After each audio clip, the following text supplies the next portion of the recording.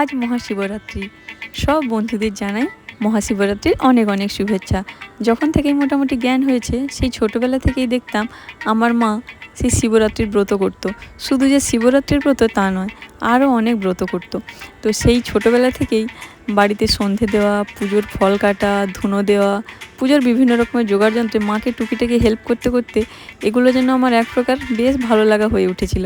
তো সেই থেকেই মায়ের সাথে সাথে আমরা 3 বোনও টুকিটাকি বার ব্রতগুলো করতাম। অনেক ছোটোবেলার একটা কথা মনে পড়ে গেল, তাই বলছি। আগে ছোটোবেলায় এমন জেদ করতাম মায়ের সাথে ব্রত করার জন্য, না খেয়ে তো করতে পারতাম না, খেয়ে দিয়ে মায়ের সাথে মন্দিরে গিয়ে শিবের মাথায় জল ঢেলে দিতাম। তখন অনেকটা ছোট, বুঝতে পারতাম না, কিন্তু এখন বুঝি। আর মায়ের মতন করে না খেয়ে যে ব্রতর নিয়মটা, সেগুলো কিন্তু এখন আমরা করতে পারি। এখন সেগুলো মনে পড়লে অনেকটাই হাসি পায়। আগে তো না জেনেই ব্রত করতাম, এখন তাও জানতে পেরেছি যে এই ফাল্গুন মাসের মহাশিবরাত্রির ব্রতটা অন্যান্য সমস্ত ব্রতের থেকে অনেক বেশি পবিত্র ও শক্তিশালী। তাই এই ব্রতটা করবো না সেটা কিন্তু হয় না। তিনি দেবাদিদেব মহাদেব, সমস্ত দেবতাদের দেবতা তিনি। সেই ব্রত করলে সমস্ত রকমের মনস্কামনা পূর্ণ হয়। আর এই বারটা আমাদের জন্য কিন্তু একটু ডিফারেন্ট ছিল। আমরা সব ভাই বোনরা একসাথে জল ঢেলেছিলাম এবং ব্রত কমপ্লিট করেছিলাম।